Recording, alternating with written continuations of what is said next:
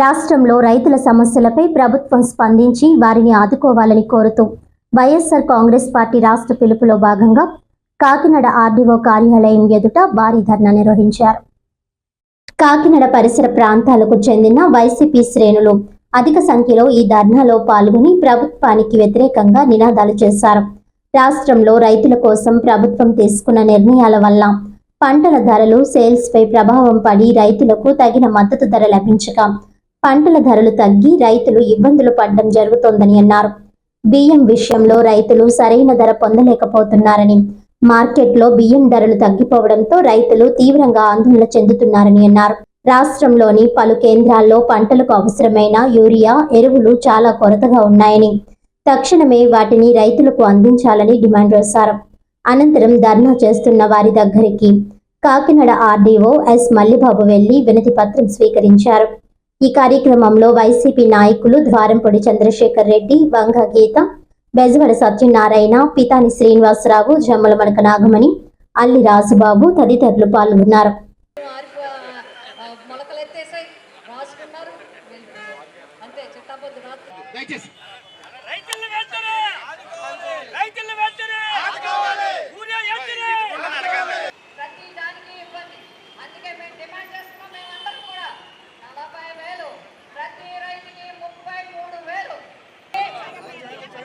ప్రభుత్వానికి కష్టాలు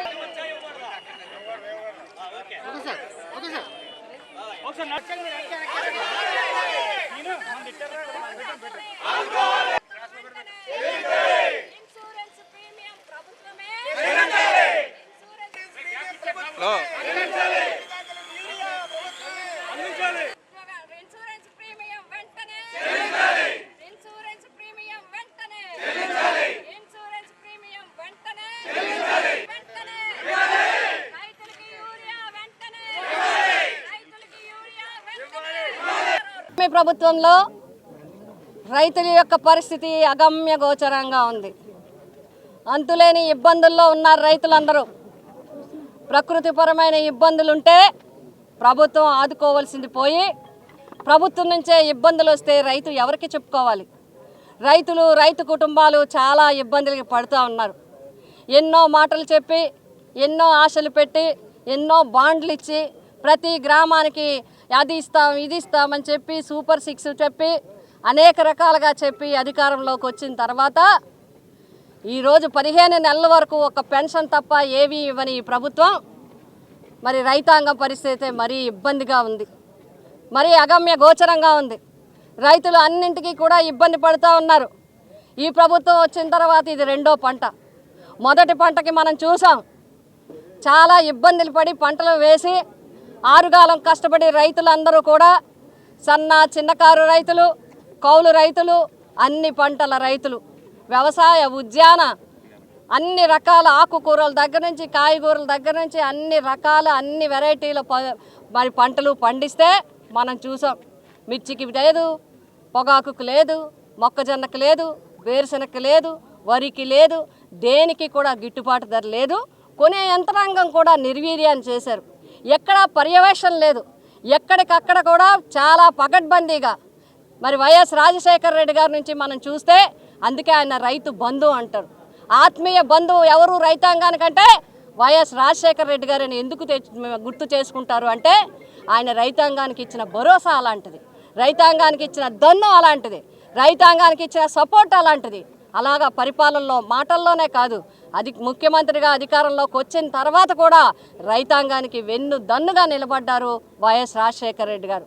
ఆయన ఆశయాలకు అనుగుణంగానే వైఎస్ జగన్మోహన్ రెడ్డి గారు కూడా దేశంలో ఎక్కడా లేని విధంగా రైతాంగానికి ఒక సెంటర్ ఒకటి ఉండాలని ఆలోచన చేసి ప్రతి సచివాలయానికి ఒక రైతు భరోసా కేంద్రం పెట్టి అక్కడ ఈ క్రాప్ని అంతా కూడా చేయించడం, అదేవిధంగా ఇన్పుట్ సబ్సిడీ కానీ, ఇన్సూరెన్స్ కానీ అన్నీ కూడా రైతాంగానికి అందించడం, ఎరువులు, పురుగు మందులు, రైతుకి ఏ ఇబ్బంది వచ్చినా కూడా వ్యవసాయ శాఖ అధికారులు తక్షణం స్పందించే విధంగా ఒక కార్యాచరణ తీసుకుని అమలు చేసి చూపించడం జరిగింది వైఎస్ జగన్మోహన్ రెడ్డి గారు.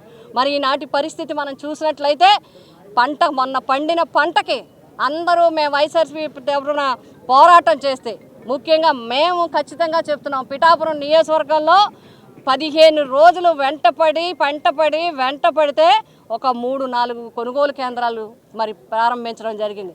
అప్పటి వరకు రైతుని పట్టించుకున్న వాళ్ళు లేరు, పంటని పట్టించుకున్న వాళ్ళు లేరు. పంటకి ఒక ఒక్క మబ్బులు వేసేస్తుంటే గుండెలు దడదడలాడిపోయాయి రైతులకి. వారి పంట అంతా కూడా హైవేల మీద పెట్టుకుని రోడ్ల మీద పెట్టుకున్న ఉన్న పరిస్థితి. అటువంటి పరిస్థితుల్లో కూడా మీరు కొనుగోలు కేంద్రాలు స్వచ్ఛందంగా ఓపెన్ చేయలేదు. కొనుగోలు కేంద్రాలు ఎక్కడో ఓపెన్ చేశామంటే ప్రతి రకంకి కూడా బస్తాకి 500 రూపాయలు చొప్పున ప్రతి రైతు నష్టపోవడం జరిగింది. ఈ విధంగా మీరు రైతాంగాన్ని నష్టపెట్టారు. మళ్ళీ ఇప్పుడు ఈ పంట వచ్చింది. ఈ పంట నారుమళ్ళ దగ్గర నుంచి మొత్తం మొదలు పెడితే ఇప్పటి వరకు మొదట్లో ఏమైంది?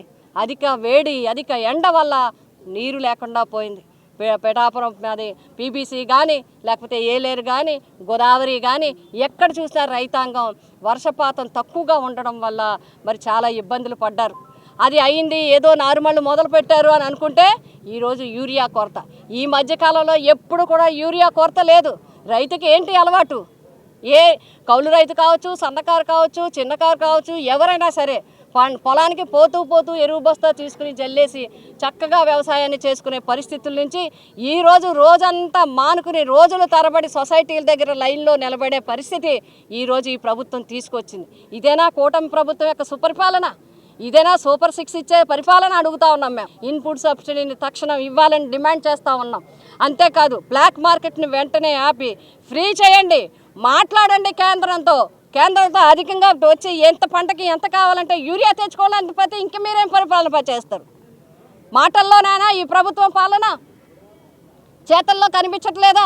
ఒక పక్క విద్యా వ్యవస్థ అంతా పోయింది, ఒక పక్క వైద్య వ్యవస్థ అంతా పోయింది, ఈ పక్క రైతాంగానికి అందరికీ అన్నం పెట్టే రైతాంగానికి కూడా ఇన్ని రకాలుగా ఇబ్బందులు పెట్టడం కరెక్ట్ కాదు. అందుకే మేము అంటున్నాం, ప్రస్తుతం ఈ పంటకి కావలసింది మొదటి ఫేజ్లోనే మీరు సరిగా ఇవ్వలేదు. ఇంకా 2-3 ఫేజుల్లో ఏమి ఇస్తారు? పంట అంతటికి యూరియా ఎక్కడ తెచ్చిస్తారు? అందుకే అంటున్నాం, మా డిమాండ్ ఫస్ట్ యూరియాని తక్షణం ఫ్రీ చేసి అందరికీ కూడా రైతాంగానికి అందరికీ కావలసిన యూరియా తక్షణం అందించాలి. ఇన్సూరెన్స్ ప్రీమియం ప్రభుత్వమే చెల్లించాలి. ఇన్పుట్ సబ్సిడీని మీరందరూ కూడా ఇన్పుట్ సబ్సిడీని ప్రతి రైతాంగానికి ఇవ్వాలి. అంతేకాదు అన్నదాత అని పేరు మార్చి అన్నదాత సుఖీభవ అని పెట్టి అన్నదాతని అష్టకష్టాలు పెడతారా? సంవత్సరానికి 20,000 ఇస్తామని చెప్పి 2 సంవత్సరాల తర్వాత 7,000 ఇస్తారా? 7,000 ఇస్తున్నాం, ఏడ్చి రావండి అని చెప్తారా మీరు? 33,000 ప్రతి రైతుకి ఈ రాష్ట్రంలో అర్హులైన మీరు చాలామంది అర్హుల్ని కూడా తీసి లిస్టులోంచి పక్కకు పెట్టేయడం జరిగింది. లక్షలాది మందిని మీరు ఇచ్చే అర్హులైన అన్నదాతలకు కూడా 33,000 ప్రతి ఒక్కరికి కూడా లక్షలాది మంది రైతులకి ప్రతి ఒక్క రైతుకి ఈ కూటమి ప్రభుత్వము ప్రతి రైతుకి 33,000 రూపాయలు బాకీ ఉంది.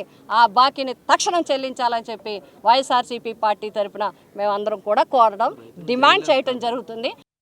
వార్తలోని ముఖ్యాంశాలు మరోసారి.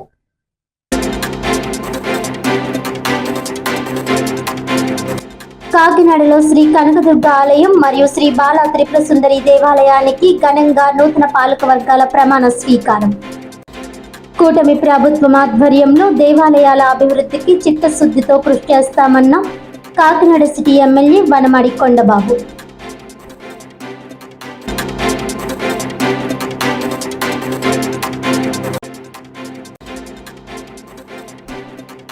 వైఎస్ఆర్ కాంగ్రెస్ పార్టీ ఆధ్వర్యంలో కాకినాడ ఆర్డీఓ కార్యాలయం వద్ద భారీ ధర్నా.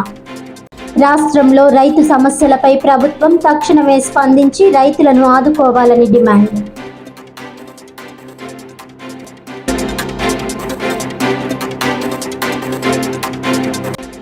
డాక్టర్ బిఆర్ అంబేద్కర్ కోనసీమ జిల్లా రామచంద్రాపురంలో ఆటో వర్కర్స్ యూనియన్ ఆధ్వర్యంలో భారీ ర్యాలీ. ఫ్రీ బస్సు పథకం వలన రోడ్డున పడ్డ ఆటో వర్కర్స్ ను ప్రభుత్వమే ఆదుకోవాలని డిమాండ్.